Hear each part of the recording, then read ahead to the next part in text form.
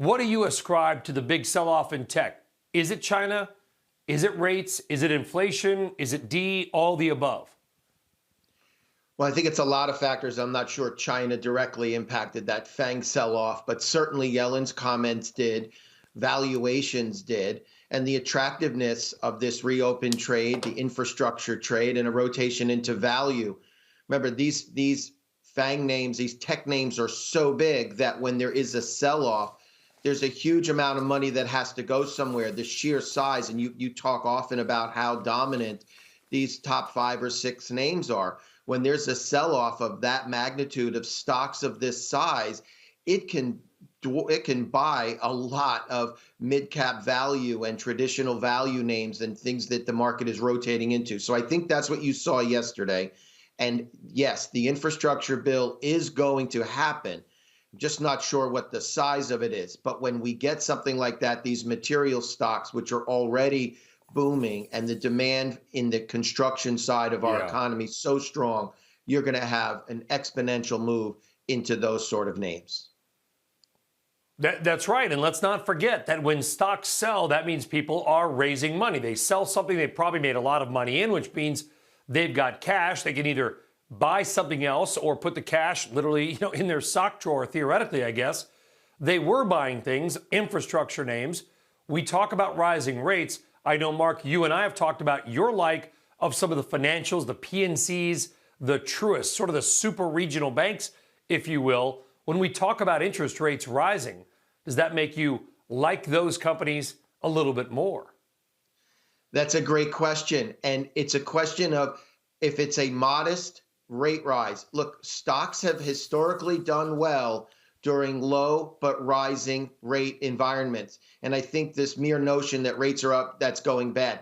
That's not true. It's when they skyrocket up or when they historically have gone up to a point where bonds or alternatives become attractive. The slope of the yield curve, the rising rates, that both helps bank margins. And the names you mentioned, Truist was one, they benefited from a recent merger. And I think there's going to be a lot more of that. We had almost a standstill of bank mergers in 2020 because there was no visibility on earnings and there was gross uncertainty about what was really on these balance sheets. Now that their visibility on earnings and credit quality looks to be good, you're going to see a lot of banks marry up. They've got to reduce these expenses. They've got to compete with the mega banks, the online deposit machines that are growing. So I think the rate environment right now is very strong for banks. And if we're going to talk about a movement into the value side, I think they're going to be a prime beneficiary. What about the payment companies? We talk about the banks, but we look at an economy. We did a story about Caesars. I predicted that Vegas would be sold out by Labor Day. Apparently, much of Vegas is already sold out. I mean, the consumer is back in a big way. They're going to swipe their Visa. They're going to pay being PayPal. These are also names I know you've liked in the past. Do you continue to like them as the consumer is going to literally bust out like Cicada Brood X in about 3 weeks? Yes, I think that not only was the trend to cash going away, but certainly with touching things and this whole pandemic, cash and traditional exchanges of currency have evolved to electronic.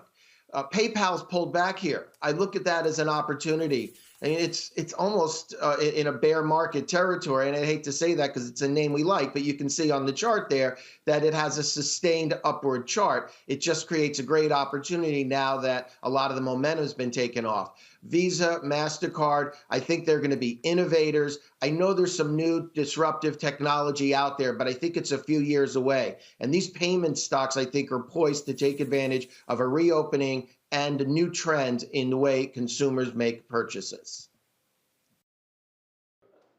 Shepard Smith here. Thanks for watching CNBC on YouTube.